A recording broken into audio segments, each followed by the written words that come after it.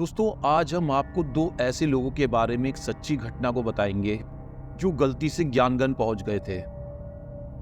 वे पहाड़ों के रास्ते से तिब्बत से भारत की तरफ आ रहे थे, परंतु रास्ता भटक जाने के कारण वे समय के एक ऐसे आयाम में पहुंच गए जिसके बारे में उन दोनों ने सपने में भी नहीं सोचा था। अंदर उन्होंने क्या देखा और अंदर क्या है और अंदर कौन रहता है, यह जानकर आपके होश उड़ जाएंगे। तो चलिए इस हैरान कर देने वाली घटना के बारे में जान लेते हैं। वीडियो अच्छी लगेगी तो वीडियो को प्लीज लाइक, शेयर और चैनल को सब्सक्राइब करना मत भूलिएगा। तो चलिए इस वीडियो की शुरुआत कर लेते हैं। हिमालय का तिब्बत ये क्षेत्र कई रहस्यमय गतिविधियों से मशहूर है। यहाँ आने को ऐसे मठ और आश्रम हैं जिनके बारे में आम लोगों को कोई जानकारी नहीं है। ये आश्रम और मठ यहाँ रहते हुए भी आम लोगों की नज़रों से ओझल रहते हैं। इन आश्रमों में योग साधना के साथ साथ विज्ञान की भी शिक्षा दी जाती है। इन मठों में सिर्फ उच्च कोटि की साधक ही प्रवेश कर सकते हैं। इन्हीं आश्रमों में से एक है ज्ञानगंज। दोस्तों, ज्ञानगंज सबसे पहली बार 1959 में अस्तित्व में आया था। मेरा मतलब है कि ज्ञानगंज के बारे में आम लोगों को 1959 में पता लगा था, जब दो पर्यटक भूले भटके ज्ञानगंज पहुंच गए थे। दरअसल द्वितीय विश्व युद्ध के समय दो जर्मन पर्यटक नेपाल घूमने आए थे। उस वक्त नेपाल में गिरफ्तारी के डर से ये दोनों पर्यटक नेपाल के रास्ते से भागकर तिब्बत चले गए। तिब्बत में आकर उन्हें ऐसे मठ और आश्रम दिखे जिसे देखकर उनकी आंखें फटी की फटी रह गईं। इन मठों में वो सारी चीजें और सुविधाएं मौजूद थीं जो शहरों में मिलती हैं। बाहर से दिखने में आश्रम लग रहा था, परंतु अंदर से ये पूरी तरह से हाईटेक थे। कुछ दिन बीते और द्वितीय विश्व युद्ध भी खत्म हो गया।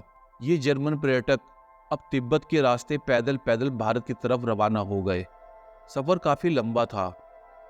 उन्होंने कई हिमालय पर्वतों को पार किया, परंतु ये दोनों रास्ता भटककर भारत ही नहीं बल्कि वर्मा की पहाड़ियों वाले इलाके में पहुंच गए।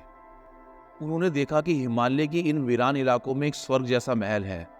काफी कच्चे रास्ते बने हुए हैं, चारों तरफ फूल बगीचे हैं, कई झरने हैं। इन आश्रम के बाहर द्वारपाल भी खड़े हैं। उन द्वारपालों ने उन्हें अंदर जाने को कहा। अंदर जाके देखा तो दोनों जर्मन पर्यटकों के होश उड़ गए। अंदर 10 से 15 फीट के ऊंचे ऊंचे साधु ध्यान साधन में बैठे हुए थे। उनके आकार के सामने वो दोनों कुछ भी नहीं थे। चारों तरफ मंत्रों का उच्चारण चल रहा था। यहाँ कई सारे विभाग मौजूद थे जहाँ विज्ञान की पढ़ाई हो रही थी। कई सारे अनुसंधान केंद्र थे जहाँ पर नई चीजों का आविष्कार हो रहा था। इन आविष्कारों को पहले उन्होंने ना तो कभी देखा था और ना ही इसके बारे में कभी सुना था। यहाँ एक चीज बहुत अजीब थी कि यहाँ पर शब्दों के माध्यम से कोई बात ही नहीं कर रहा था। ऐसा लग रहा था कि सब मन से बातें कर रहे हैं। हमारे मन में जो भी होता है उसे हमें कहने के लिए शब्दों की जरूरत पड़ती है, परंतु यहाँ मन में बात कहने से ही सामने वाला समझ जा रहा था। उन्हें जानकर आश्चर्य हुआ कि ये साधना करते हुए साधु की उम्र करीबन 10 से 12 हजार साल थी। ये जब बूढ़े होते हैं तो अपनी योग शक्ति के माध्यम से ये फिर से जवान हो जाते हैं। इसे कायाकल्प पद्धति कहते हैं। यहाँ पुरुषों के साथ साथ महिलाएं भी साधना कर रही थीं। उनकी भी उम्र हजारों साल की थी। कुल मिलाकर ये कहा जाए कि हमारी धरती से ही कई गुना ज्यादा उन्नत ये मठ है। ये साधु सन्यासी विज्ञान के माध्यम से हमेशा उन्नत खोज करते रहते हैं, और जब इन चीजों की सफलता हो जाती है तो ये सारी तकनीक एक भाव के माध्यम से पृथ्वी किसी होनहार शोधकर्ता के मन में डाल दी जाती है, जिससे वो धरती पर इसका आविष्कार कर सके। यहाँ पर इन दोनों पर्यटकों का बहुत अच्छे से ख्याल रखा गया था। ज्ञानगंज में कुछ साल रहने के बाद ये दोनों जर्मन पर्यटक भारत आ गए।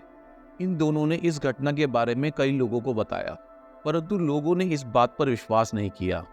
इन दोनों पर्यटकों ने कहा कि अगर आप हमारे साथ चलें तो हम उस जगह को आप सभी को दिखा सकते हैं।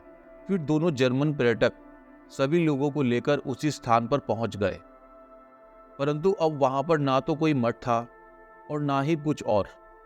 परंतु अब वहां पर कोई मठ ही नहीं था। चारों तरफ वीरान इलाका था। ना तो यहाँ वो बगीचा था और ना ही वो झरना जिसमें वो लोग रोज स्नान किया करते थे। सारी चीजें यहाँ से गायब थीं। इस पूरी घटना में एक किताब प्रकाशित हुई।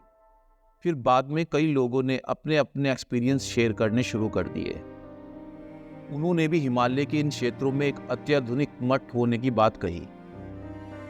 दोस्तों, आपकी जानकारी के लिए बता दें कि अगर ज्ञानगंज के साधु सन्यासियों की परमिशन ना हो तो इन ज्ञानगंज मठों को वहां रहते हुए भी कोई नहीं देख सकता।